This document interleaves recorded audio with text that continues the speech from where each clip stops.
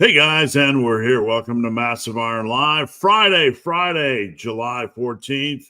Happy Independence Day for you Americans. Hope you're having a good weekend. We got a big, long weekend. Appreciate you guys tuning in. I will be on as long as you have questions. If you're new here, this is the longest running live lifting podcast in the history of the universe. And that is my claim. And I don't know anybody else that's been as dumb as me to do this every Friday live. So, hey, that's my claim. Come at me, bro, right? Have a wonderful weekend, guys. Have a wonderful weekend. Questions, don't hesitate to post up any questions. I don't care if it's been asked 1,000 times before. We are here to answer your questions, solve your problems, unwrap the riddles, or maybe create some more confusion. I don't know.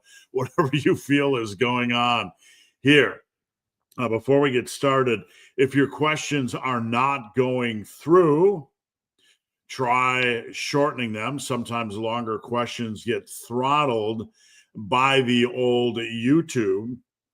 And sometimes if you post a naughty word, the YouTubeage will filter your comments. So I don't know. Sometimes they just filter random words. Occasionally people will be like, why didn't my comment go through? I have no idea. It's YouTube, right? How's your training going? I've had my training's been really on track the last month, going really good. I had kind of an elbow issue just randomly.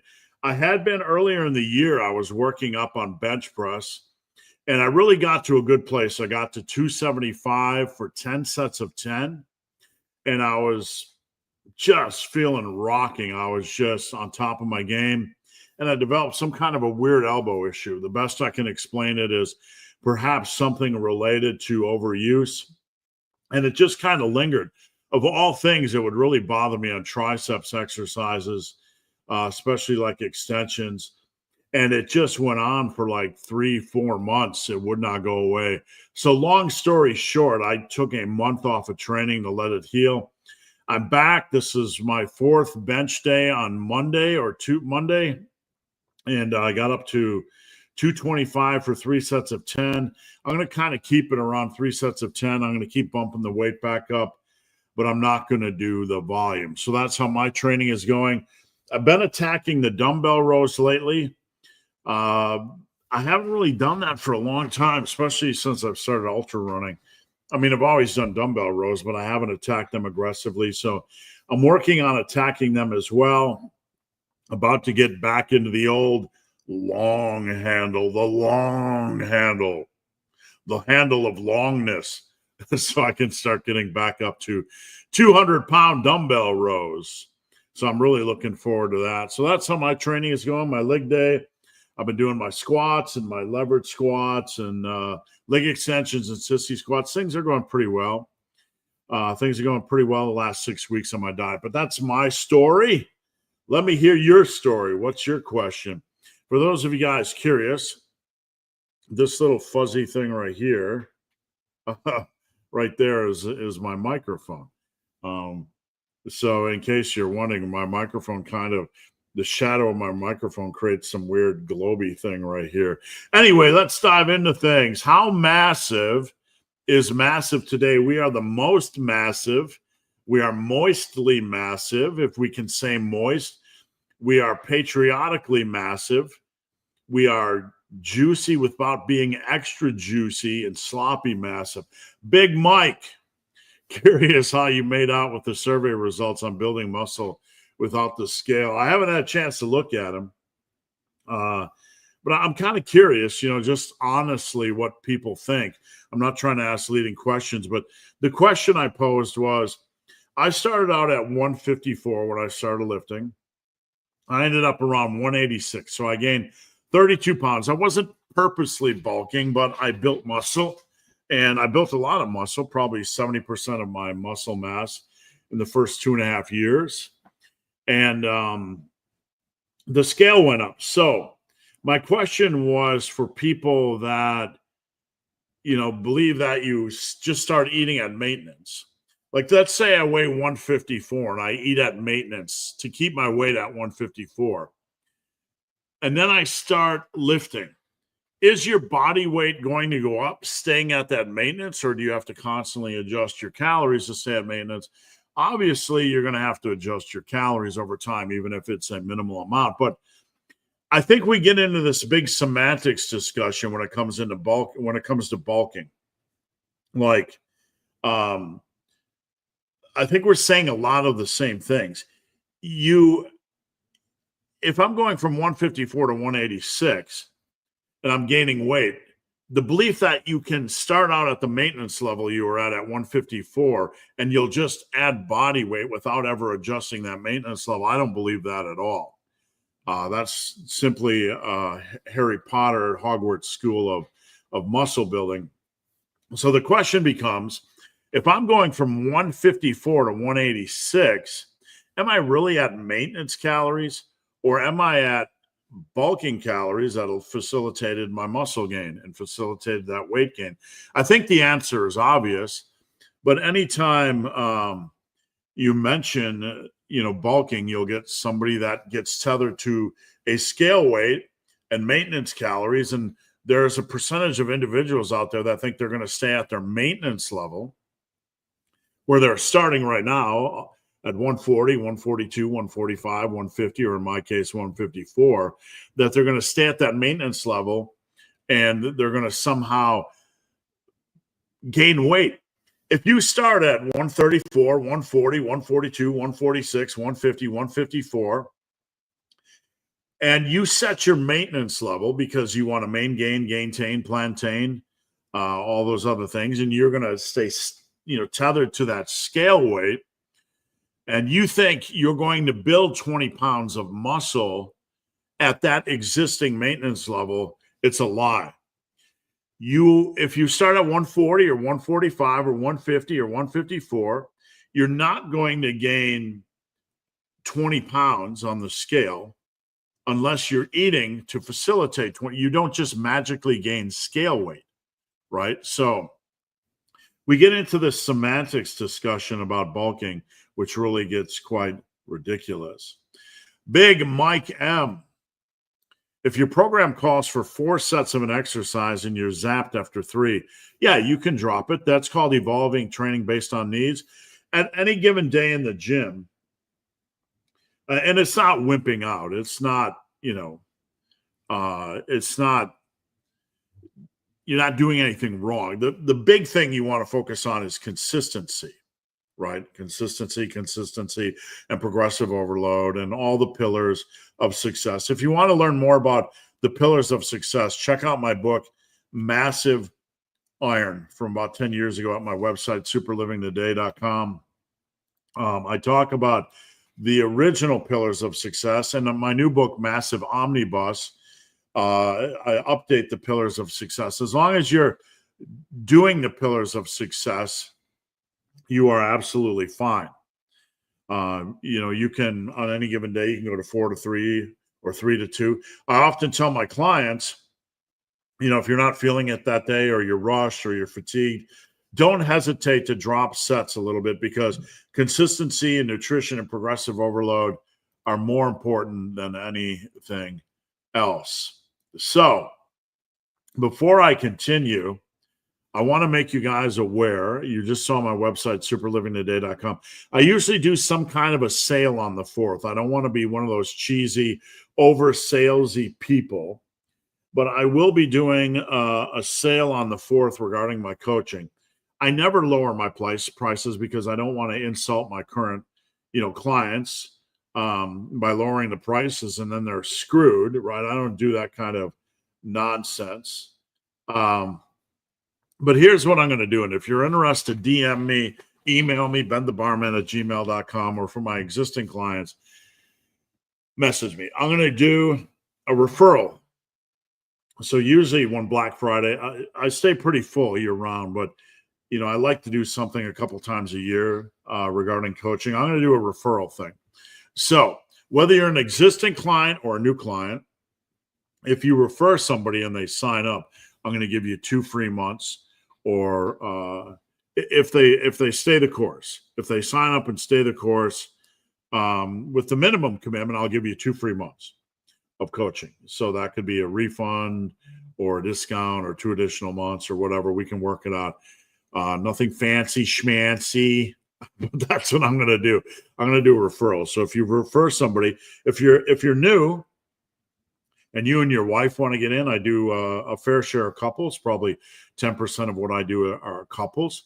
If you're a couple and you want to get in, and you can refer your spouse or your partner, we'll work out a deal where you'll get a discount for the referral. If you're an existing client, you do a referral, I'll give you a couple free months. So I'm going to be doing that. So anyway, let's get back on to things. Is there a reason to arch on a flat incline Smith press? No, there's no real reason to arch unless you are in competition and trying to get every inch you can out of that chest, getting that big barrel chest and cutting down your range of motion. For the bench press or for hypertrophy, or even for base building and strength building, all you have to do is focus on controlling the weight down. That's it. Not bouncing it off your chest, controlling it down, staying tight, and pressing it up. That's all you need. If you want to arch, doesn't matter. I'm not anti-arch, but I'm telling you, for muscle building and strength-based building, you don't need to focus on an arch. You just need to focus on control during the descent, kissing that T-shirt, right? Kissing that T-shirt. Little humor today, right? The old kissing the nipple. It's kissing the T-shirt. Control it down, touch the T-shirt, and press it back up. That's all you need. There's nothing you need beyond that. If you like the arch, if it helps you feel tight, by all means do it. But it's not going to provide any hypertrophy benefit or strength building benefit other than reducing the range of motion. Richard, happy Friday. I lost my voice. How was your week? Good, thanks. Hope you had a good one, Richard. Big Jonathan, happy Freitag, big hairy ugly dude, and Team Massive. Let's have a good chin wag. Let's banter a little bit, shall we? The question this morning is, can you banter when you are chin wagging, or can you chin wag without bantering? On the rear delt machine, should you keep tension on the bottom portion? So where the arms are in front of you. Thanks. Okay, so a rear delt machine, should you keep tension on the bottom portion?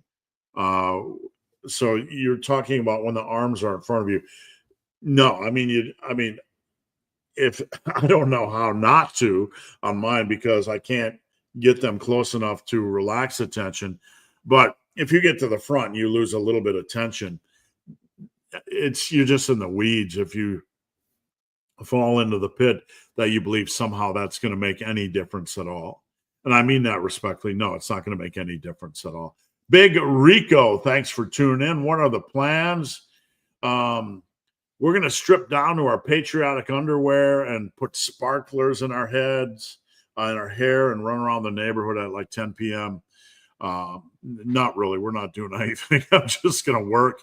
I got a client phone call tomorrow. Not really doing anything. Just doing what I love, and that's this. So, Big Barbell Bryce from Canada. Good morning, Team Massive. Big Jonathan, happy 4th of July. Plans? Nope. My wife did cook me breakfast this morning for the 4th of July, and I'm very, very happy about that. That was a wonderful start to a Friday. Big Mike M, do you see any benefits to resetting, lowering the weight to refine your form? No. Your form? No.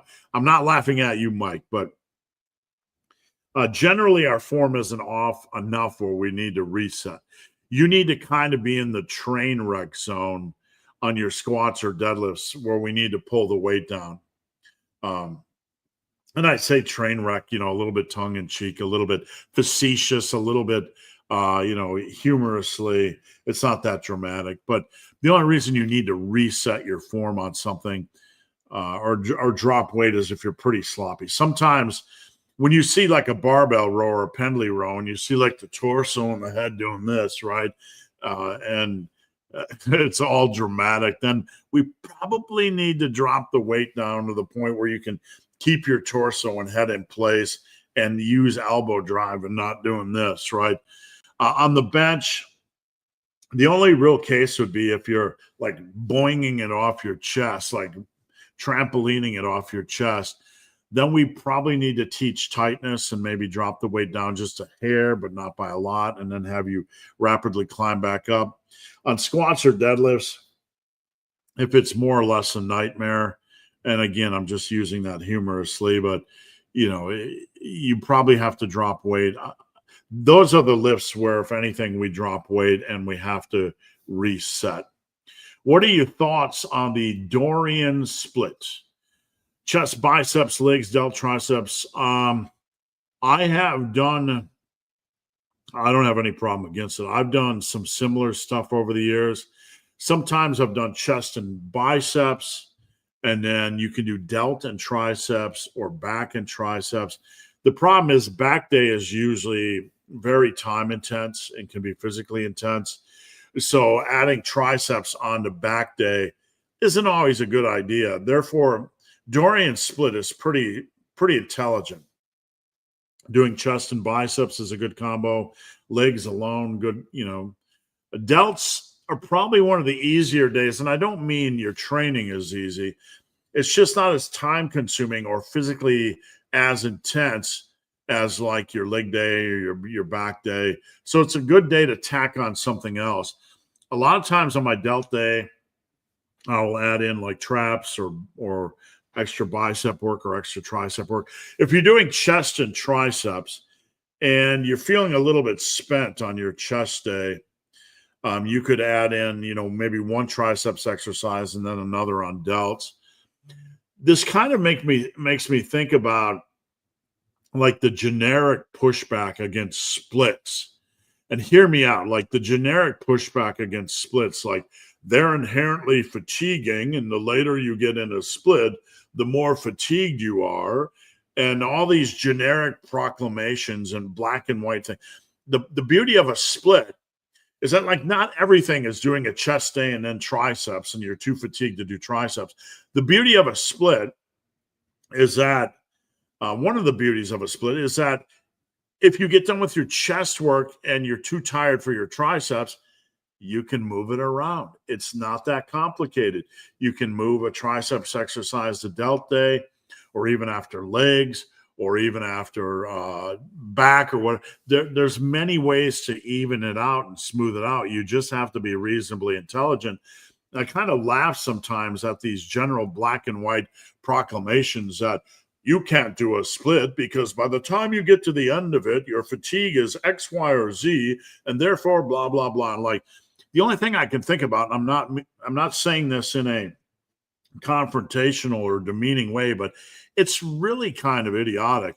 We can do anything we want as long as it's reasonable. We just have to move pieces around the board a little bit.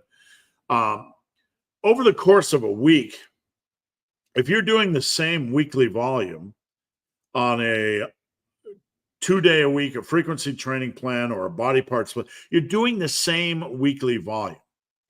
You're moving it around to allow yourself to maximize your training. You can do this on an upper posterior or torso limbs or on a body part split. So when we get these arguments that somehow on a body part split, the fatigue is too much on a daily basis, I hate to break the news to you, but if you're training 4 days on a frequency program and 4 days on a body part split, you have to do fatigue management on all of them.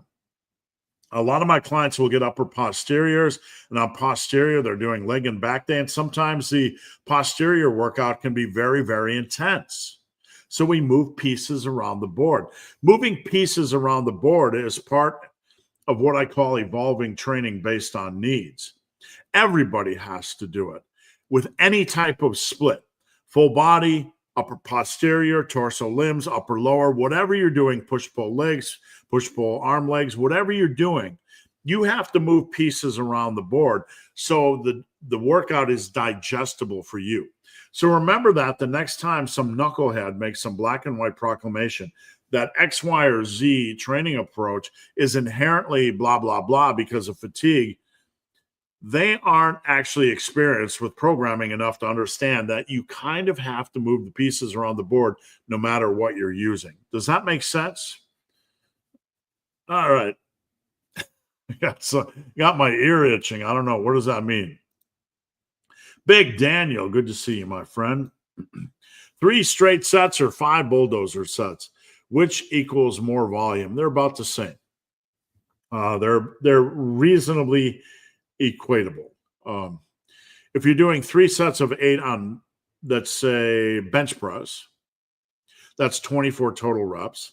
Let's say you're doing bulldozer and you get 12, and then you get 5, that's 17, and then you get 3, that's 20, and then you get 3, that's 23, and then you get 2, that's 25.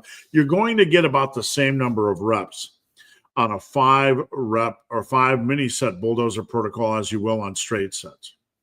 Which you do, the one you prefer. It's going to be about the same rep volume. The thing with the bulldozer work or the rest pause work is it tends to leave you more sore and it tends to bring up the overall rep quality.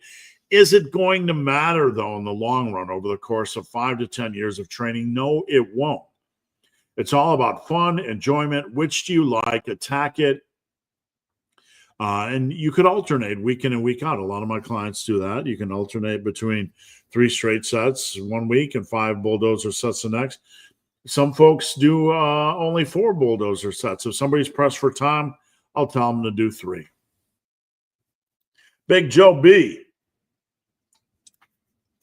How about that much left? So I'm panicking. I don't know if I'm going to make it. How's it going, Joe B? Steve. Just a general observation. Tried prepping some all-veggie meals for my meal prep. Extra carbs maybe, but my training sessions went remarkably well. Maybe I was under carb. Could be. Hard to say, but I'm glad you unlocked the puzzle. Big Jonathan. Do you think there is a big difference between handles for cable tricep work? No, not in the results or the stimulus you're going to get. It's a lot of, I've played with everything over the years regarding handles for triceps work. Ropes. I don't like ropes because they tend to bash up, put extra pressure on the bottom of my fist. Like it's just putting this pressure right here. And when it really gets heavy, I don't like that feeling. I feel like my hand is being crushed. It's a strange feeling. I don't really care for it. I got something itch in my ear. Maybe I should bathe more. What do you think? Should we take a poll? It doesn't like, I've tried the straight V handle with the flat thing at the end, and I don't really like that. I like doing the easy bar when I'm doing extensions. It just feels natural for me. You can do whatever you want. Doesn't matter. Doesn't matter at all. Because the goal is you're going to have a quality selection of exercises per week. Pick a quality selection of exercises, attack them. You're good to go. Do you? Big Mike M. What are the optimal? Oh, no, we had to bring out the O word. Optimal sources of protein. Oh, it's for 4th of July. It's tongue-in-cheek, facetious, humorous, lighthearted sources of protein. Look, burgers are good, but let's grow up a little bit, okay? You can have a burger. You're gonna have a burger. You want a burger just stacked with stuff, right? Your bacon, your cheese, your whatever you got going on. Most of us don't have avocado and fancy fried eggs to put on during the 4th of July because we're not that weird. We're just going for food volume. We don't have time to, put the stuff on, right? So, but you got to elevate your game. Anybody from Wisconsin knows where I'm going with this, right? Burgers are good, but what is better?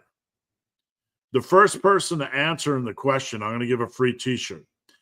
What is better on the 4th of July or any barbecue that is better than burgers? It's not carbs. It's not chips. It's not Doritos. It's not tater salad.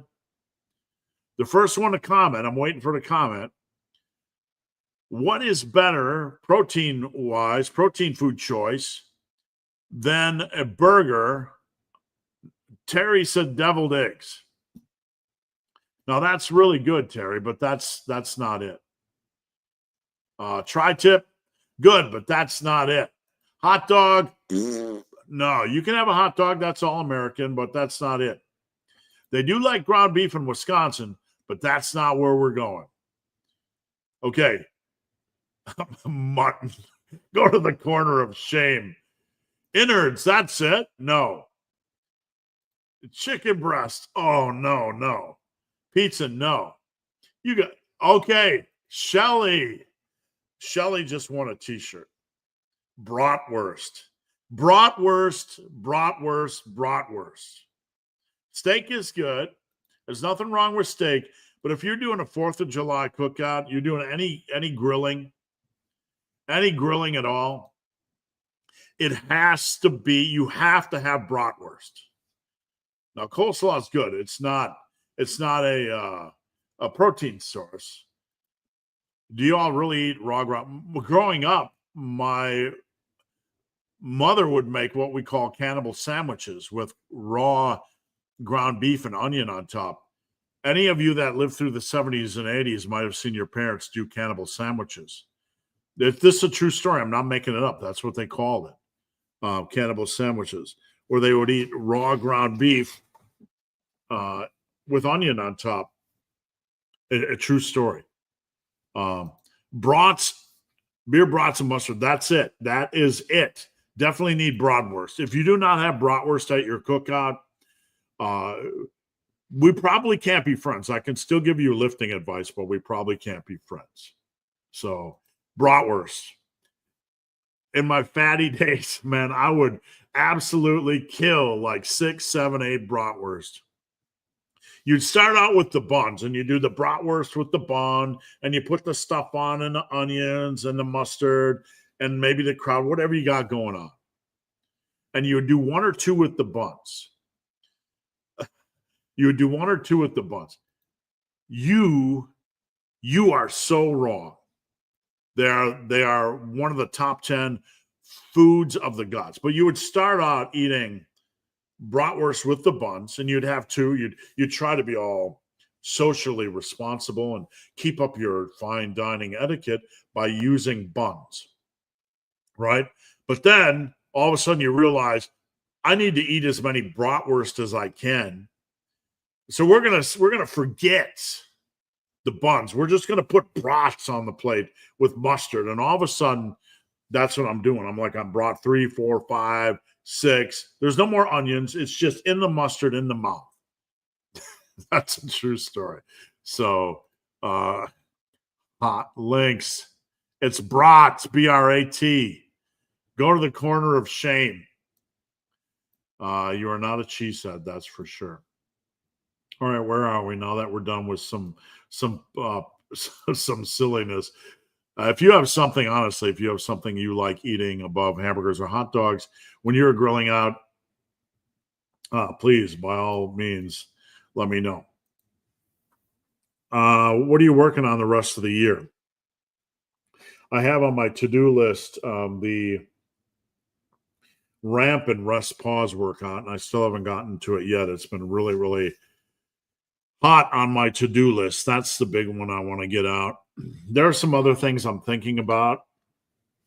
I really, really want to put together a comprehensive website with all my videos, all my articles, all my resources, just as a reference, not some gatekeeping, pay $9.99 a month to access my crap website.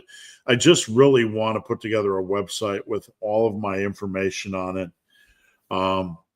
I want to continue to grow Team Massive, my community. I just love having communities. We're having some good conversation this morning, and I love good conversation.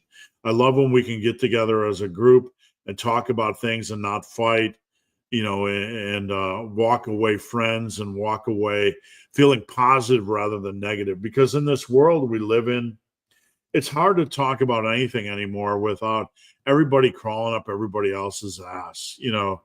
Let's fight over everything. And you don't believe exactly the same thing I do. Whatever happened to being intelligent and reasonable and not fearing intelligent discussion, you might learn something, right? I want to learn. It's not always so much about the discussion. Like we were discussing a lot of things this morning on Team Massive, big food and processed food and all kinds of things. It's not even about the discussions for me. It's about the camaraderie or getting a group of people together and we can gather and talk and still be friends. That is super important to me. And we have that at Team Massive. I mean, occasionally you get somebody that gets butthurt and you can't help it. I have about one person a year on the forum that'll get butthurt and leave, over something. But, check out the Discord link in my last video. If you can't find it, head over to Instagram at Ben the Barman, slide into my DM, and I would be happy. I would be happy to give you a link to the Team Massive community. All right, where are we at? I lost track. Happy weekend, you too, my friend. Is it safe to take creatine? Yeah, absolutely. There's nothing at all inherently unsafe about creatine in any possible way. Is this high versus low volume debate? What's considered decent volume? I got really good videos on this, Harris, where I walk through programming and I talk about the rule of 2/3, etc. So go over to the main page and search volume or search programming or designing a workout. I can send you the link on Team Massive, but let me get a drink. Reasonable volume is something I've talked about. You figure out long story short, you figure out your days per week that you can train. You multiply them by 18, and this is your weekly volume. So if it's 3 days by 18, it's 54 starting sets. If it's 3.5 or every other day, it's 63 hard sets or whatever.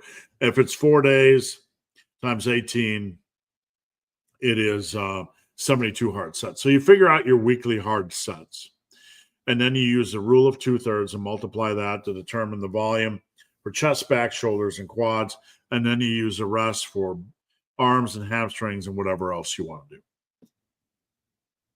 That's a reasonable starting point. That's not a rule, okay?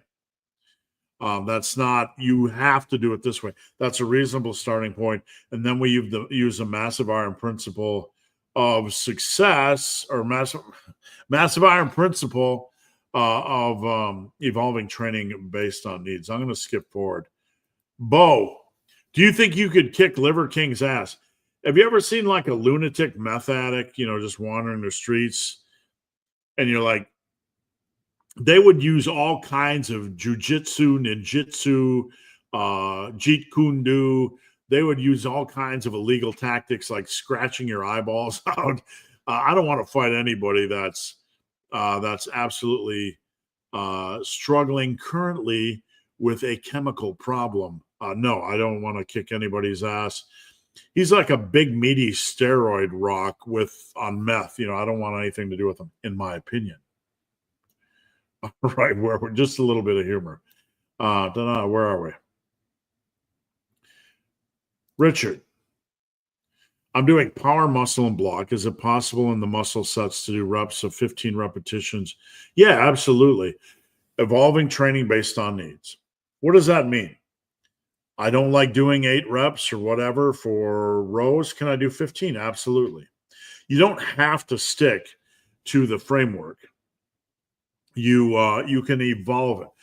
Like when I put together power muscle block or power muscle burn or any workout, what I give you is just a starting framework. You don't have to stay with it. It's just an idea or a structure or whatever, and you can adjust it as you need to. Patty said, never fight crazy people. Yeah. I mean, normal people don't really fear me much, right? Crazy people, they'll do anything, right? Because they aren't thinking. They'll like bite the jugular in your neck, put a finger in your butt. You just don't know what they're going to do, right? Just a little humor. Don't be afraid.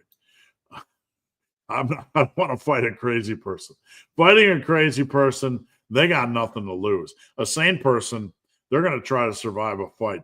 A crazy person, they got nothing to lose. They're just on Cuckooville time. Question about hammer curls and your opinion on when to do both arms bilateral.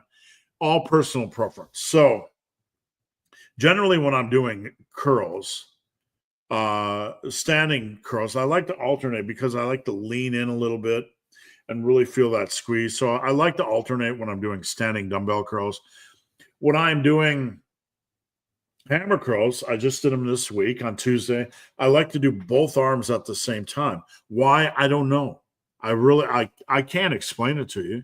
Why do I like doing hammer curls with both arms? No idea. I just like it. I just like doing them that way. There's no right or wrong. It's all personal preference. There's no downside. There's no pros or cons. So if you want to alternate, if you want to do like when I do seated curls as well, I will do both arms at the same time, seated incline curls. All personal preference.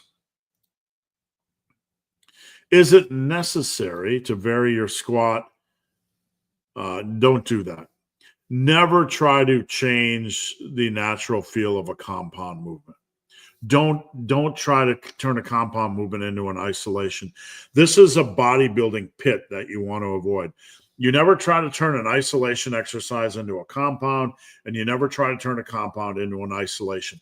Let the isolation do what the isolation does. Let the compound do what the compound does. Keep it natural, or else you're going to increase the risk of beating up your body, okay? So do the compound, let it work how it works. The best thing you can do is have a quality selection of exercises, okay?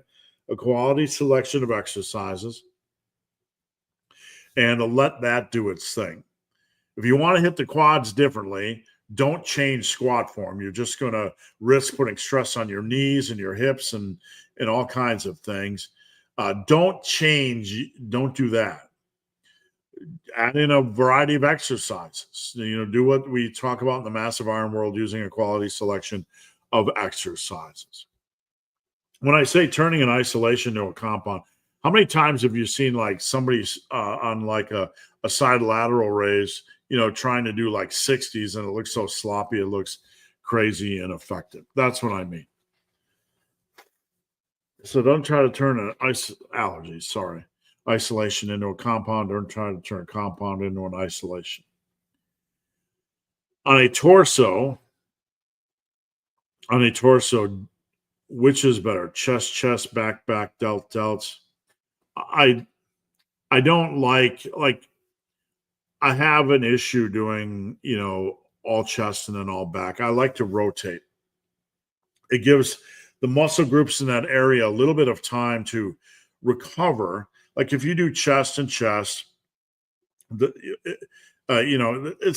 nothing wrong with it as long as you're getting through it. But I think a better option is to do chest and then hop on back, and like your triceps and your front delt and your chest are recovering a little bit.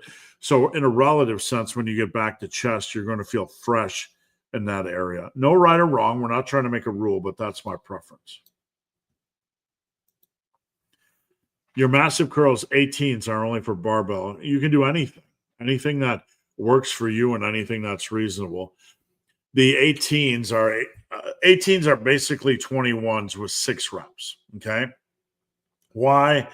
I don't know. Sometimes doing 7 reps and the whole protocol gets a little bit long. And so it's just an option. It's nothing magical. You can do 6, 6, and 6, and you can do them with any exercise that works for you. Thanks, Big Ernie. I hope you have a fun weekend, nice and relaxing. Big Mike. With so many great exercises out there, how do you prioritize which ones are best for you? Which ones do I like to do? Do they have a good progression opportunity? That's my priority. You have to make sure they're reasonable, though. You have to make sure they have a progression opportunity. You have to make sure they're reasonable. That's why I work in a lot of A/B splitting. So you might start with bench and then 1 week do an incline dumbbell bench and the next week a dumbbell bench. Is it magical? No. I just like the exercise variety, so I like to work it in. There's no downside, only potential upside. We are 41 minutes in. We'll keep rolling. Big Matt. Getting my shoulder workout in while listening to Massive Iron, getting that pump in. Thanks for tuning in, Matt. I appreciate it. Big Richard, a question about structuring triceps in an upper posterior framework. And if you're not familiar with this, go to my main page, search upper posterior, and you will see the framework, or message me. It's up for free. Message me. I'll send you the link to the video. You recommend doing them any specific way? For example, skull crushers, the day's workout focused on the chest. No. Upper posterior, day one, I usually start with a chest exercise. Day two, I usually start with a shoulder exercise. So, you can do, you're always going to end with triceps. You can do whatever you want. It depends. Like, if you wanted to do close grip bench, would I do them on the same day that I do regular bench? Probably not. Is there any downside to that? No, not really. It's just kind of trying to balance things a little bit more so I don't have too big pressing exercises. So I like to balance things from an intensity and fatigue standpoint a little bit. Big Max, what's going on? Big Bryce, just got a trap bar finally. How do you typical program? Same as I do with anything else, like 6-minute block or 2s or 3s. Basically the same way. A lot of times I'll alternate it, week 1 trap bar, week 2 regular. You don't have to do that, but typically ramping up 5 or 6 rep sets or 3 sets of 5 or 6-minute blocks or 2s or 3s. And if you're unfamiliar with any of these progression approaches, please head over to the main page of my YouTube and search progression.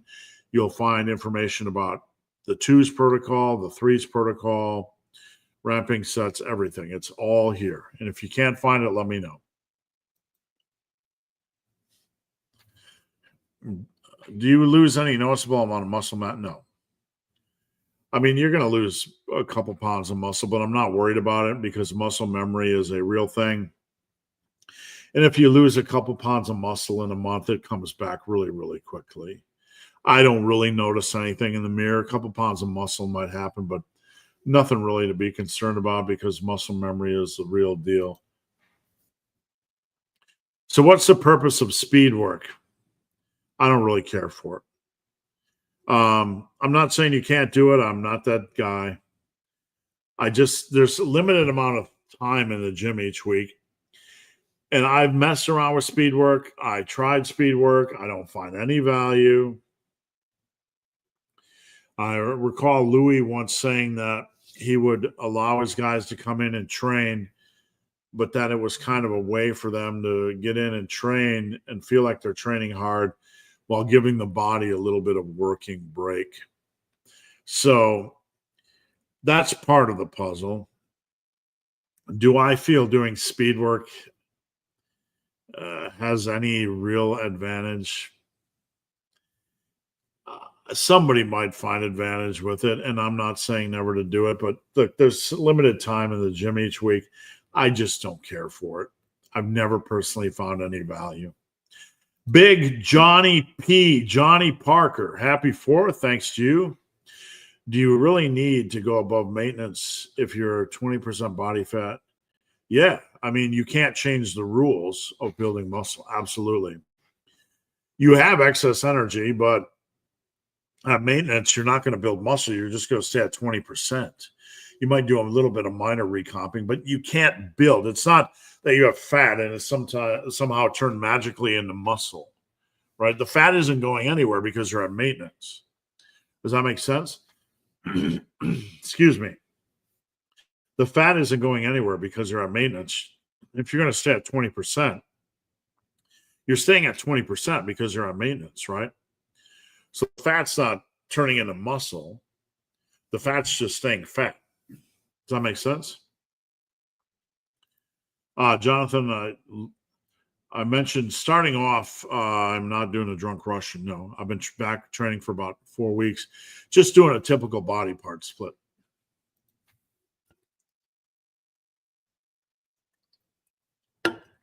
What would you say is top 1% in strength on the big 3 out of Gen Pop? Now we're talking general population and not lifters. No, not at all. Most guys will never get to a 405 deadlift or a 315 squat, even lifters. That's going to sound controversial, but it's absolutely true. Most lifters that you see that are lifting are not going to get to a 315-pound squat or a 405 deadlift. They're either going to quit, they're going to get frustrated with their form, or they're just never going to get there. I would say at least 90% of lifters don't even get to that. So 1% of general population, and you say general population, you take mid off to 185 on bench, maybe. You can tell me if I'm an idiot. Squats even lower, probably 185. General population, with exercise form, they're not going to be able to even do a reasonable squat. 1% probably 185, and deadlift, you're going to have some big old country strong boys that'll be able to come in and grip and rip. So I don't know, maybe 275. That would be my best guess. Big Blue Bird with an E. What do you think of adapting weighted calisthenics towards a power building program? As long it all comes back to having a good selection of exercises. I have clients that do decline weighted sit-ups. They do handstand push-ups. That's fine. You still need some ability to overload, but you still need a good selection of exercises. If you're looking at muscle building, you can incorporate weighted calisthenics, but you always need a quality selection of exercises. Chabra. I'm trying. Switching to Smith squat from regular squat has reduced knee discomfort. How is that? My best guess, and this is not a criticism, is that your squat sucked. That would be my best guess. Some people, depending on limb lengths and leverages, the Smith squat's just going to feel better. There's nothing magical to it. There's no magical reason. There's 2 possibilities. Either your squat sucked. Again, not a criticism. It's just common. Squat is not easy to learn. Or you just were built more for a Smith squat, and it just puts you in a better position. Simple as that. Good morning. Thanks for tuning in. I started a few months ago following your rep goal system. This week I got to 135 bench. Good. That's a big accomplishment. Strength, I like to say, is here. It's not a number. It's the drive and the push and the following the plan. If you're adding +1s and being wise about your training, all we have is respect. Respect. Have you ever considered starting your own gym? No, I really haven't. It'd be a lot of work. This is what I like to do. If I had all the money in the world and I won the lottery, then I'd probably start one just to tinker around. And probably so I could kick people out for not re-racking their weights. We do a little Darwinism. Is it bad to rotate an AB full body? No. I just do 3 workouts to get in exercise variety, but nothing is bad as long as it works for you. I want a little bit of exercise variety. That's why we do 3 distinct workouts. Plus, it's kind of like the norm, but nothing is bad as long as it's reasonable. It's a non-question, flat versus arched. The question is, do you have good control? Good control, and are you bouncing it off your chest? That's all you need. All the arch does for the average individual is reduce the range of motion by a minor degree. And I mean, if it helps you with tightness, use it, but there's nothing magical for hypertrophy. It's not going to add anything. Big Justin Jones, what's going on, Justin? Thanks for tuning in. Does it matter where you grip the dumbbell, inside, outside, middle? Yeah, I mean, you don't want it unbalanced, so whatever feels natural. There are some exercises, like if I'm doing a dumbbell kickback, I want to grip it at the bottom. So I'm kind of feeling like I'm pushing the bottom of my fist against the round of the plate, so to speak. Does that make sense? So there are some exercises like that, maybe a rear delt swing or rear delt fly, where I'll grip it more towards the top or the plate, if that makes sense. Shelly, the winner of the t-shirt. Blaine, good morning, Coach. Good morning, Blaine. Thanks for tuning in. Thanks for everything. Thank you. How can someone tell how far along in the process they are? If an individual can gain roughly 30 pounds of muscle, how do you know if you're one good way to do it is by taking arm and leg measurements, okay? So if you're at a reasonable body fat, and what I mean by reasonable is that you're not 25, 30, 35, 40. I'm not hating on the fatties. I was a fatty, I get it. But what I'm saying is, the rule or the guideline I'm about to use works when you are not bigger in body fat, because it can inflate your arm size and leg size. If you're at a reasonable body fat percentage, if your arms are at about 15 and your legs are at about 24, you're roughly probably about halfway or slightly above in the process. And we're talking 18% body fat, 15% body fat. You're probably roughly about halfway. The rule is, and this is a general rule, wherever your arm size is, 15, 15 and a half, add 9 to that, and that's about where your legs should be, roughly. So if you have 15-inch arms, you're going to shoot for 24-inch legs. If you have 14-inch arms, you're going to shoot for 23-inch legs. That's how to tell if you're kind of proportionate, roughly, from my experience. Okay, so 15. That's why I say 15-inch arms, 24-inch legs, roughly around there. Does that make sense? What are your thoughts on incline versus flat close grip bench? Both. The answer in the massive iron world is both. Each has its own unique advantages, even though they are very trivial in differences. Do both. No exercise is magical. So if you like doing both, do both. Alternate them every other week. The answer when it comes to comparing two exercises, better, forget that word. If you have a good selection of exercises, that's your main priority. And if you're interested in both, do both. Big Barbell Bryce.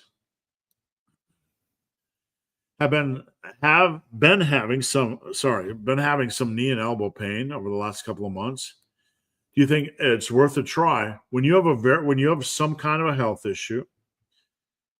You want to do something. You want to change some variable to see if it helps. That could be lowering the frequency, changing aggravating exercise. Like, are there exercises that are aggravating you specifically? Then we probably want to leave them behind for a while and see. Change the variable, see if it helps. If not, you can restore the variable and change another variable. That's how you kind of troubleshoot dealing with injuries like this. Big JV. I made a full body push-pull workout. It's 3 times a week, so each week is focused on one or the other. Each muscle group is hit every 4 to 5 days. That's reasonable. We're just looking at reasonable workouts and progressive overload, so that sounds fine to me. I've had long limbs, and for me, squat form is so hard. I can squat wide, but I'm always going down too fast. Number one, you got to work on control. Dive bombing your squats, getting loose. especially with a wider stance, is going to encourage your knees to do all kinds of wobbly things. And then before you know it, you're putting stress on your knees and your hips. You have to be disciplined with your squat descent. If not, you're going to chew your body up. So that's the starting point. The other thing is, send me a video of your squats, please, from behind so I can look at it. Join Team Massive Discord, or just send it to me on Instagram. I'll take a look, and I'll give you a couple pointers to get you in the right direction. Good morning, Team Massive. Good morning, Terry. What is your goal amount of sets per muscle per week, and how do you count accessory muscles? The goal for major muscle groups is what I just talked about previously. Figure out the number of times you're going to work out per week, 3, 3.5, 4. Multiply those by 18. That's your starting point. Apply 2/3 of those for chest, back, shoulders, and quads, and then add in more isolation or focused work for the biceps, triceps, etc. You don't worry about compound lift. A bench press is primarily chest. Yes, it does work shoulders. Yes, it does work triceps. A barbell row is primarily back. Yes, it does work traps. Yes, it does work biceps. But you have to go with the main focal point, because we're kind of looking at a shotgun approach, right? We're hitting the major areas. Like, I want to hit my chest. Yes, every exercise you're doing for chest hits other things, but you want to see, a bench press is chest focus, and dumbbell bench is chest focus, and dips is chest focus with a lot of triceps, and, pec deck is chest focus. And then it's going to hit other things. But your major movements are going to be primarily for that area, and they're going to hit other things. That's the shotgun approach. We're not worried about them hitting other things. We're not trying to count like what percentage of bench press hits the front delts. That's a game you can't win. So don't worry about that. Steve, chest supported rows with a cable tower. Just either one. Doesn't really matter. As long as they have a good progression opportunity and they feel good for you, you can do both every other week if you want. What are your favorite back workouts and why? My favorite, first off, deadlift is optional. For the average lifter, you could do hex bar, you could do deadlift, you could alternate between both or do neither. Then I would add in a pendlay row or dumbbell row, alternate between both or do one, or maybe do T-bar in the mix. Then we need some vertical pull, so a pull-up or lat pull-down. You could even throw a dumbbell pullover in the mix. If you want an isolation, you could do lat prayer, but not quite as impactful. And then kind of a bonus row. Seated cable rows, machine rows. For your lats, you could do high to low row, chest supported row, seal row, whatever you want. I like to work in dumbbells or deadlifts are optional. But outside of those, I like to work in a big row, dumbbell, pendlay, barbell, T-bar. So that's one tier. Next tier is a big impact for vertical. So like pull-ups, lat pull-downs. And then a bonus row. So like seated cable row, machine row, seal row, chest supported row, even a lat focused row if you want. And then after that, if you want to add a fourth exercise, add in whatever you like. I heard that tall lifters. Okay, ready for this one? Ready? Here we go. Here we go. Put your seatbelt on. It's not going to be a long ride, but this one's gonna. Okay, ready? I read that tall people, such as myself, are at a mechanical disadvantage and generally cannot lift as much weight.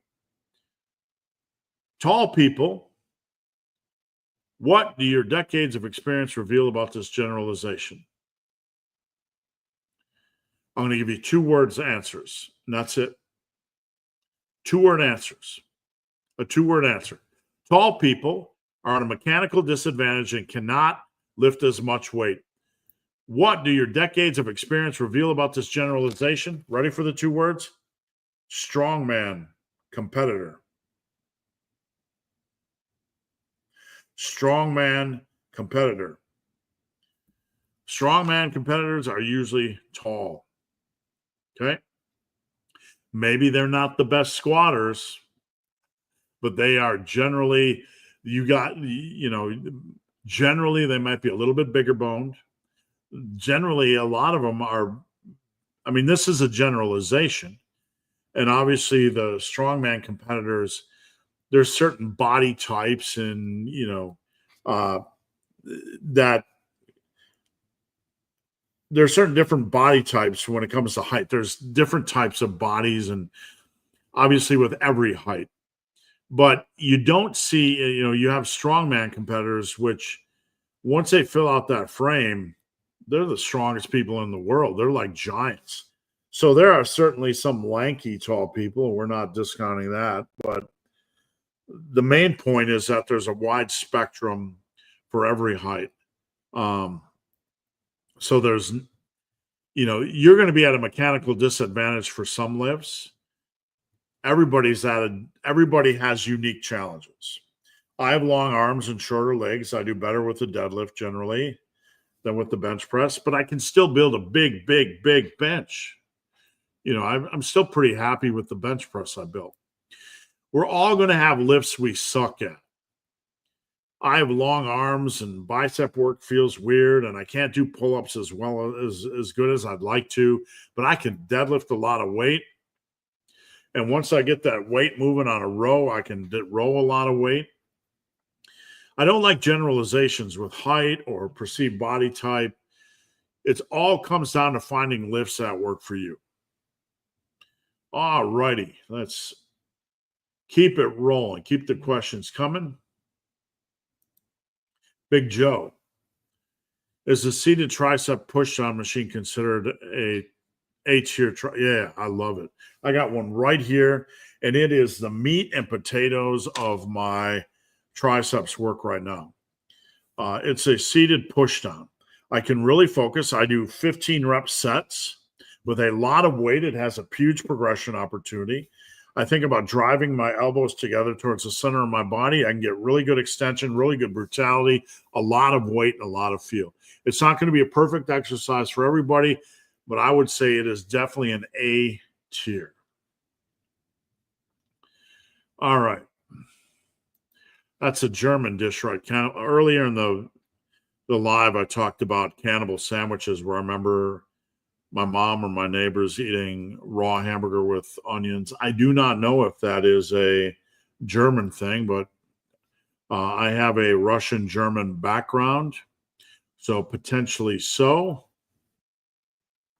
I still can't get over this comment. We all love you, Miss Curry. Miss Furry Curry with the cat picture. We love you. We love you. But there are some things in life you have to understand you're wrong about. I want you just to draw close to the screen, and we need to have an intervention, Miss Curry. There are some things in life you have to realize you are wrong about. You're not civilized enough. You're not cultured enough. You don't have the exquisite palate that the rest of us have. You have deficient DNA. You have deficient genetics. You're not able to understand that brats are absolutely one of the top tier foods of all time. Big Justin Jones. Is it normal to get muscle cramps a couple of hours? Yeah, it's certainly not abnormal. It's certainly not abnormal. So hold on. I just got some stupid notification about Facebook. I don't know if you guys are still on Facebook. I just got some weird notification about streaming to Facebook. Let me know if it dropped at all. If any of you are on Facebook, just give me a thumbs up in the comment. Is it normal to get muscle cramps a couple hours? Yeah, absolutely normal. Nothing unusual. It's not to be expected, but it's certainly not unusual. I've had it before. Hey, Steve, say you have overreached in volume and wrecked your lower back. How do you fix that? First off, you don't want to mess with the lower back. It can take a lot of time to recover So you need to give yourself a break from posterior lifts. Take a break. Just get away from them probably for at least 2 to 3 weeks, and then maybe try them lighter when you come back the third week. And if there's any stress at all, you just got to continue to give them a break. When it gets to this extreme condition, you pretty much have to take extreme measures and just take a break from them, or else you're going to continue to aggravate them. What's the scientifically optimal number of hot dogs to eat today to optimize my gains? First off, you have to have a hot dog, and you have to have a hamburger, and you have to have a bratwurst, and you have to have some sort of a potato salad. In Wisconsin, we might have warm German potato salad and regular standard potato salad. You have to have both. You have to have a little bit of baked beans, okay? So we got that already. We got the baked beans, and we got the potato salad, and probably a few chips, because you're going to have chips or Doritos around, so you have a little bit of that, right? And you got the hot dog, and you got the bratwurst, and you got the hamburger. So you're good. You're already like trying to figure out if you're going to survive. And then you got the cookies and the cakes and the stuff. And then you give yourself an hour break, right? And then because you don't want to look like a pig, and then you go over and you do that.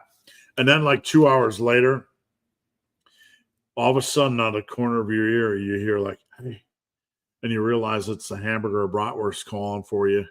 Hey, and then you go over and you accidentally eat another one. And then maybe another one, maybe a little bit of potato salad, because you don't want to look like some vulgar meat-only eater. You want to look like you have a balanced diet. Steve, like Matt says, train for speed, do speed work. Like if we do bench, we try to push max strength. Here's the thing that I need to stress, and you are generating maximum speed when you are pushing a set hard, no matter what the weight. You are generating maximum power, maximum speed with that weight. Okay, does that make sense? Just because you can go faster with lighter weight doesn't inherently make it better. It just means you have a lighter weight and you can move faster with it, right? I have a bottle cap here from a Mountain Dew that I drank last night. It's pretty light. I'm doing speed work with it. Sorry, a little bit of Friday humor.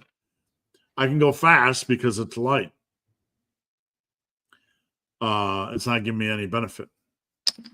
It's a bottle cap.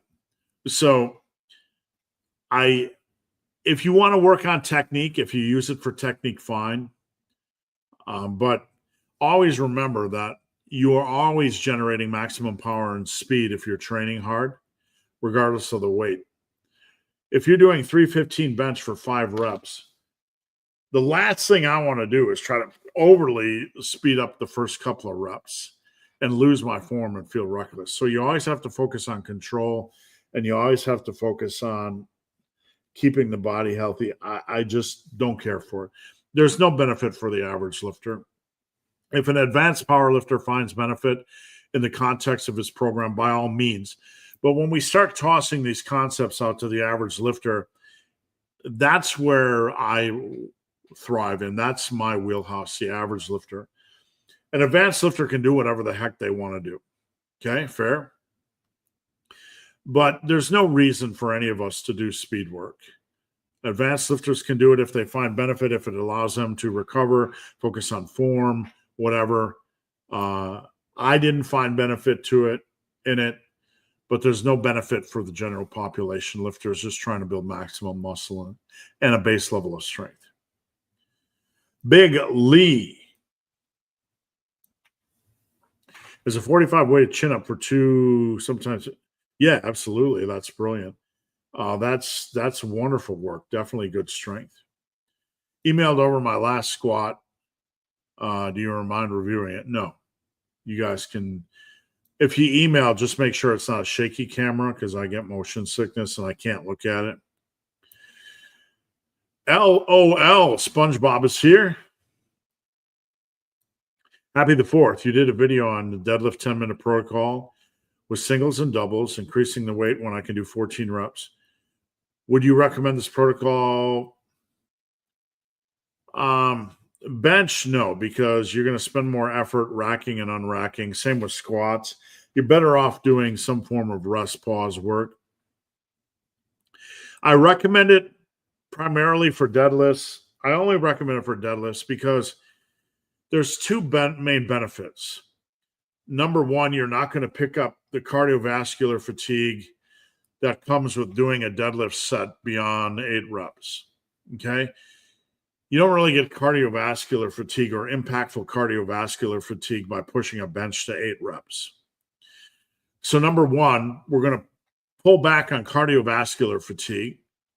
That's not going to be a limiter by using the deadlift 10-minute protocol. And number two, we're going to reduce cumulative lower back fatigue that can accumulate during a deadlift set of reps. So this deadlift protocol allows you to have a little bit more solid foundation as far as your lower back and your cardiovascular system. They are less likely to become a limiter, if that makes sense. We're itching down here today. I don't know if it's allergies or what. Lunatic meth heads, they can't fight for the most part, but I saw 2 people throwing glass bottles at each other. They will whip out the weirdest things. Scratch your eyeballs out, throw a bottle at your head, try to bite off your ear. I don't want to deal with that. I don't want to fight in general, but I don't want to deal with that. Uploaded a form check of me getting 2 plates on close grip. Okay. Where was it uploaded?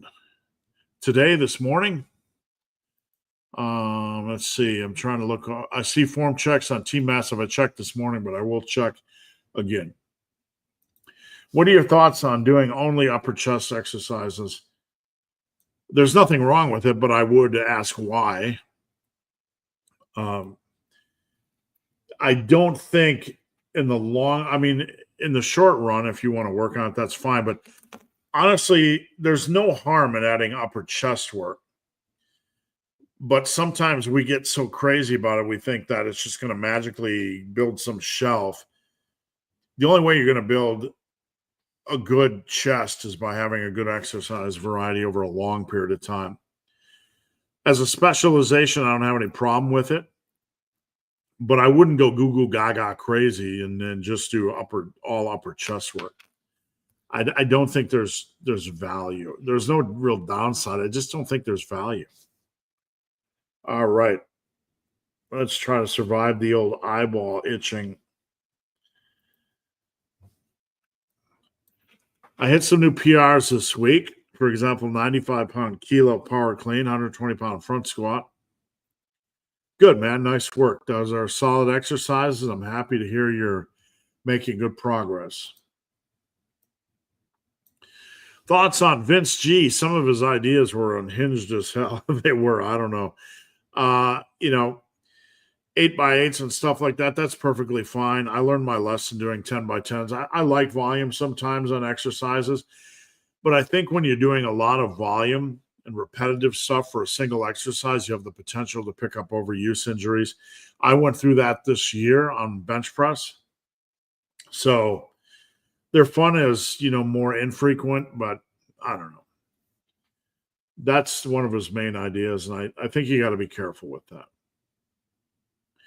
What's the most popular beer in Scotty that the locals like? I don't know. We're the beer capital of the United States. We got a lot of bad beers. Miller is probably the big one. Generally, Miller would be the top tier beer in Wisconsin. Good or bad idea to auto-regulate the top set of a big lift based on feel? That's fine as long as you're not taking steps down. Auto-regulation, once you're an experienced lifter and you say, hey, 8 felt reasonable, I think I can move to 9, that's fine when you are an advanced lifter or more experienced lifter. What is your opinion on 1 top set and then 2 back off sets? That's what I call my 3s protocol.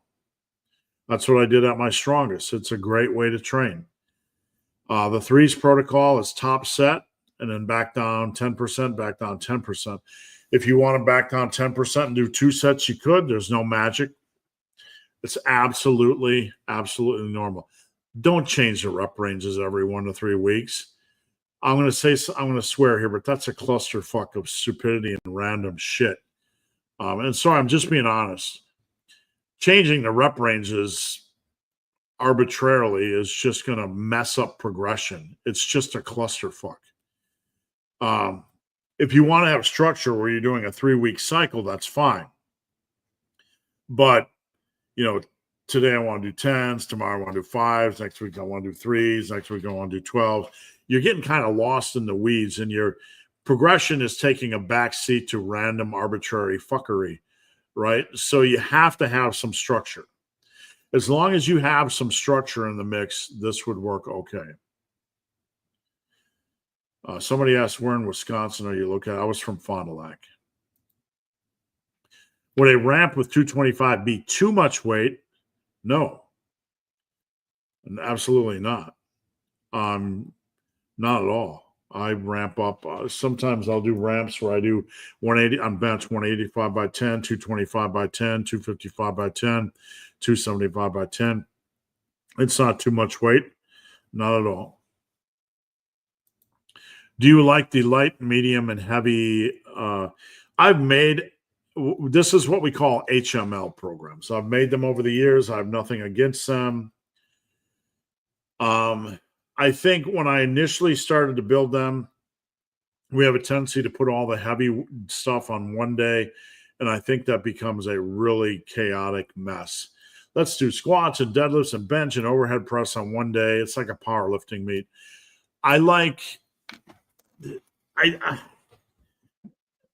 You have to structure things reasonably. So basically, I like having an HLM every day. You have a heavy lift, a light lift, and a medium lift.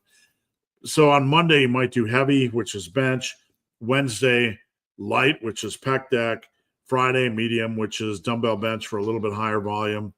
So you could be doing a heavy bench on Monday, and then you could be doing a lighter shoulder workout on Monday. So I like it in that sense, but it really has to be perfectly structured for it to work well. As a beginner with 8 months of lifting, speed work with deadlifts did help me dial in my form. That could be reasonable. Anything that helps you dial in your form is good. I don't think it was the speed work, but more the repetitions. Doing back, and I tried using my bench as chest support, and it humbled me. Going to need to lower the weight, but the pump feels good. Yeah, I mean, I don't mind that. It's a good, third tier exercise. When I say third tier, that doesn't make it bad. It's a good exercise, but it's not for everybody. I'm confused about the 20% comment. If I have excess body fat and I have a low level of maintenance calories, cutting isn't good. Bulking will make them fat. Why isn't cutting good? He asked if he could maintain and build muscle at 20% because he had existing energy storage. Your energy isn't going anywhere if you're not losing fat at maintenance level because it's maintenance level. Maintenance level is implying staying at the same body weight. And you're not going to lose fat and magically have it turn into muscle and stay at the same body weight. That's nonsense. Nothing works like that. You can't just go into the gym at maintenance calories and say, I'm going to gain 5 pounds of muscle and lose 5 pounds of fat and stay at the same scale weight. It doesn't work like that. That's not reality. Just because somebody's obese, and they have extra fat stores, it's not turned into muscle just because they have extra fat stores. If you're staying at maintenance level, you're not losing fat. Shouldn't eating at maintenance with higher protein be the way to go? No. Maintenance is the death of body recomposition. You're not losing fat. You're not maximizing muscle building.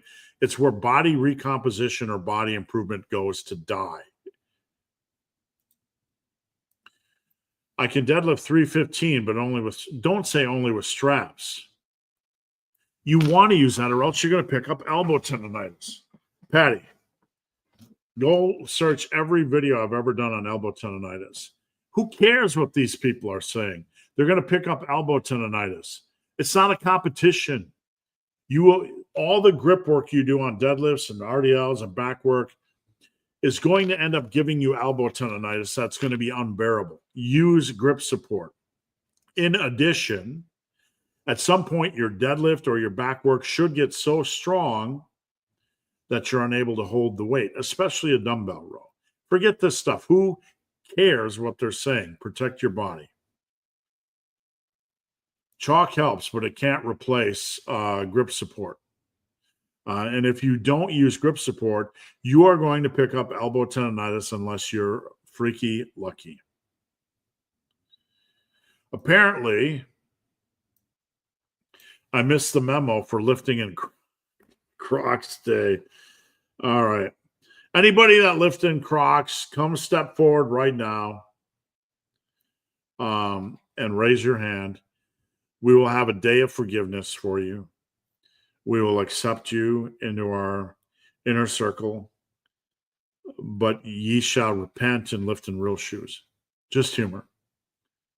Thoughts on dinosaur training? If you enjoy running around lifting logs, and I follow Brooks. He's a good guy. I don't have anything against it. It's not anything I enjoy. There's nothing wrong with it. You do you, but I like conventional power building training. He got very, very strong. I don't have anything against it. It's just not me. How many times a week should a lifter work out? Whatever works for their schedule and their recovery. There's nothing magical. Don't feel compelled to lift more than you want to. If in a perfect world you could lift 4 days a week, you would be in a really good place. 3 is perfectly fine, and there are seasons where we can only do 2, but in the long run, you have to do what you can do in that season. Don't be compelled. Like sometimes I like to lift 5 days a week when I have the time and energy and recovery. Don't feel compelled to lift 5 days a week unless you really enjoy it and you're recovering fine, but there's nothing magic. Do what you can do in that season. Instead of doing the 5 sets of strict presses, I'm now doing 3x3 and auto-regulating. That's fine. There's nothing wrong with that. Thoughts on face pulls? Are they enough for rear delts? No. The majority of your rear delt activation is going to come during your back day. On a bench press, you're working your front delts to the point where if you see any experienced lifter that has never done any direct front delt work, they're going to have very exaggerated front delt size. Pressing will build all the front delts you ever need. On the other hand, pulling or rowing is going to be the meat and potatoes of your rear delt work. After that, if you want to add in face pulls or rear delt swings or bent over flies or reverse pec deck, absolutely you can use them. When do you want to add an extra warm-up sets or two? If the weight's feeling a little bit heavy or I'm feeling a little bit unsure or I have a little bit of a strain, I might do an extra warm-up set or two. How do you go about it? Smaller increments, same weight. There's no method. There's no specific method. If we have to ask, why are we adding in warm-up sets? If it's because we're progressing in weight, check out the warm-up set structure that I put together. It's free. You can go to the main page of YouTube and search warm-up. And I show you, I present a PDF that shows you a general structure for warm-ups. But adding in warm-ups, it's going to depend on the context. My gym does not have a seated triceps. Good replacement. There's so many good exercises for triceps. You have close grip bench, you have skull crushers, you have skull destroyers, you have cable tricep extensions, you have overhead tricep extensions, you have the French press, you have the single arm dumbbell. You can even do dumbbell kickbacks. You can do diamond push-ups. You can do decline diamond push-ups. So many exercises for the triceps. We have the JM press. We have the tape press with 2 dumbbells like this. So many exercises. Thanks, Joe. I got some kind of a weird warning, so I appreciate it. Facebook will shut you down randomly like every month, and then I have to reconnect. So it decided right in the middle of live to shut everything down. Let's see. What are even brats? I was saying, don't eat. They're not brats. They're just a sausage. What does it mean if the legs are over 9 inches bigger than the arms? Just probably means that you have naturally bigger legs, generally, I would say. Really about it. I mean, if your legs are 11 inches bigger than your arms, you probably just have big, juicy, natural legs. Any tips to get heavy dumbbells for overheads or bench into place? Okay, hold on one second. I'm going to get a video. I think. Hold on. Let me find this. I want to find this. See if I can find this video. 150s. Those are dumbbell rows. I can't show all. I don't know if I can find it here. Let me see if I can upload it. Just give me 1 second. If not, we will just move on. Let's see. Bench. Let's just search bench. I'm trying to find my dumbbell bench video where I have the one. Oh, here we go. 160s. Oops. I got to mute it so I don't. Okay. We're going to walk through this. This is me with 160s. I'm using a slingshot. This is on the dumbbell. Oh, God darn it. Why do I keep doing that? Okay. Yada, yada, yada. Okay. Move along, buddy. All right. So first thing you're going to do is get them on your thighs in front of you. Deadlift up right on your thighs. Sit down right like that. And then you're going to rock your knees up as your torso goes back, and they're going to stay right on your chest. Watch. See how that works? Easy peasy. Let's repeat that for those keeping score at home. Get them on your upper thigh. Sit down. And then you just roll back and keep them close to your chest. Watch and let it roll out. Done. And we'll watch the 160s. Let's see what we get. 1. You can tell I'm about to have a heart attack. 2. 3. I don't even remember how many I did. 4. That one looks smooth. 5. 6. 7. How many are we going to do? 8. Oh, 8's a little grindy. We're right at the end of the road. That is it. So we got 8. That's how you do the bench. On the dumbbell overhead, you really have to kind of kick them up. There's a trick to it. So watch some videos. I would go over to YouTube and search heavy dumbbell overheads and see how they do it. If you can't, you're going to have to switch to a single arm. You can do a single arm standing, and that's much easier to get into place. Do you find that overuse can kick in when doing 12 sets? Not specifically. I don't find overuse cumulative volume per body part.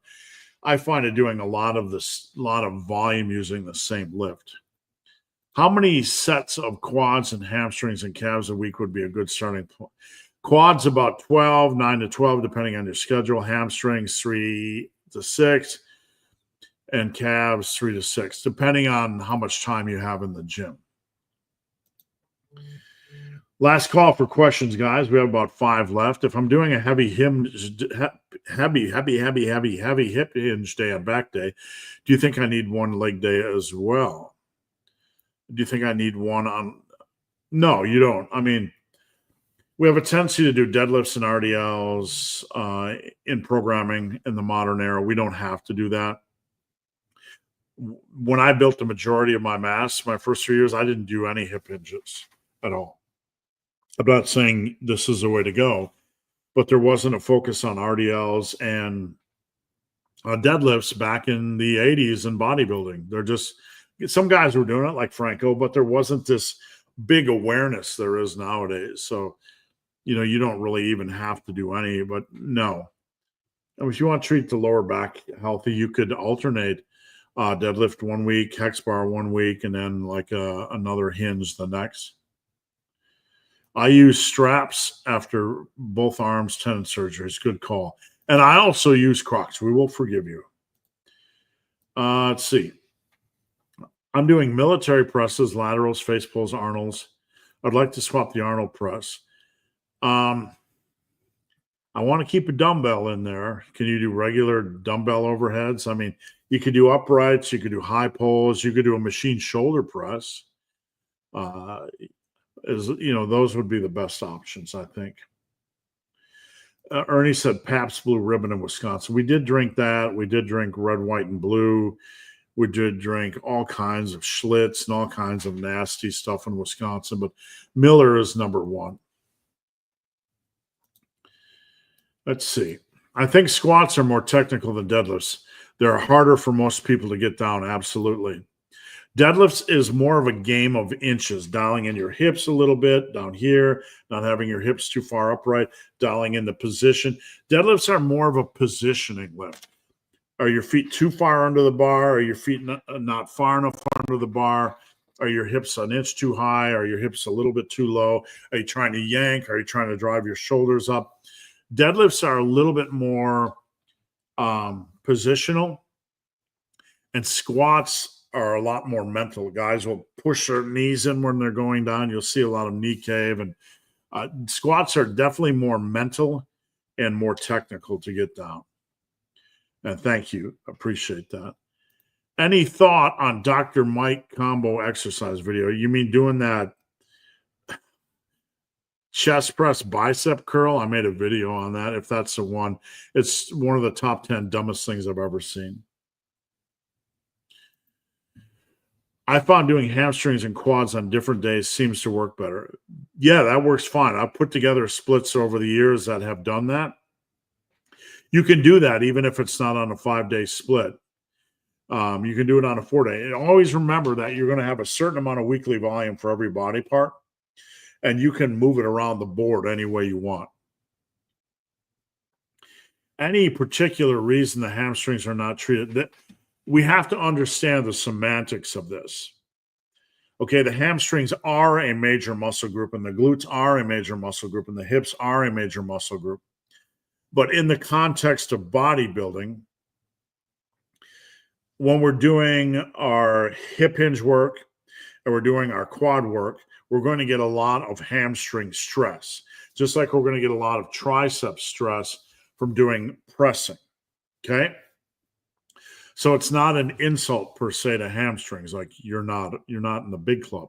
They are, but because we're doing a lot of, we want to prioritize the quads. We want to prioritize the chest. We want to prioritize the back because other muscle groups are worked along with them. When you work your deadlifts and your RDLs and your leg work and your reverse lunges, whatever you're doing, you're getting in some glute work, some hamstring work, some hip work, and then if you want to add in additional, right, then you can, because you're already getting a base stimulus. To what degree depends on the individual. Does that make sense?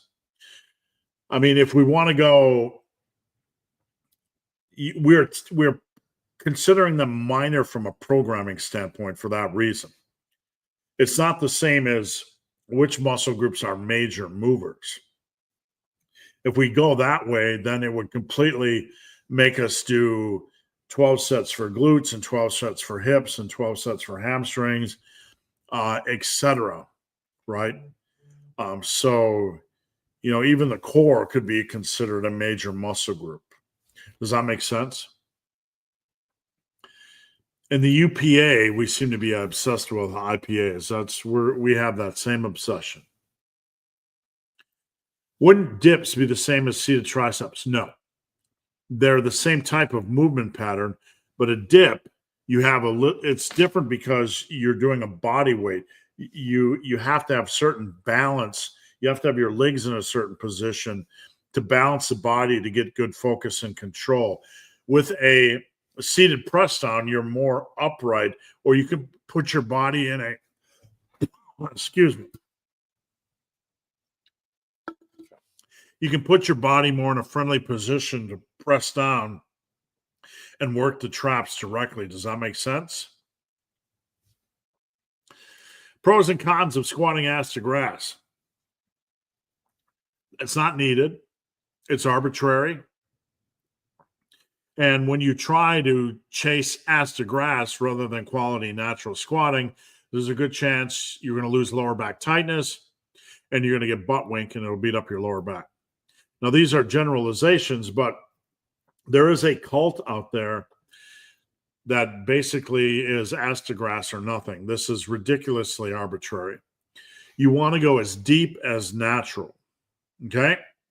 That doesn't lose lower back tightness, that doesn't encourage butt wink and lower back looseness and rounding.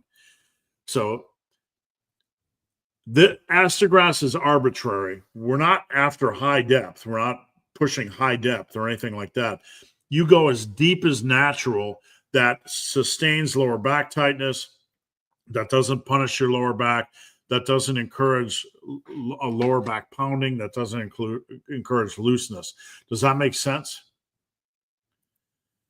When I drank, I was a white cider scumwad, all kinds of sugar. Do you Wisconsin's have anything? Oh, we have everything. We have everything everywhere in the United States. Ciders are big. I mean, you can walk into any grocery store and probably find 3 or 4 ciders. Why is going to failure on reverse lunges? I don't know. I'm never going to go to failure on lunges. I never want to experience that. I try to progress in the lane that isn't called hell. Ass to grass is impossible for some people. It is for me. I can't. I have short legs. I mean, when my hamstrings are on my calves, I'm barely below parallel. I mean, you can look at my squat videos from the side, and that's the case. All right, guys, we're going to wrap it up. Happy 4th of July. Happy Friday for the rest of you. Hour and 40 minutes. A lot of great questions today. I appreciate each and every one of you. Come over and join Team Massive Discord. Come follow me on Instagram at Ben the Barman. Come back every Friday at 11 a.m. Eastern. Have a good weekend. Kick some ass. Take some names. All that kind of good stuff.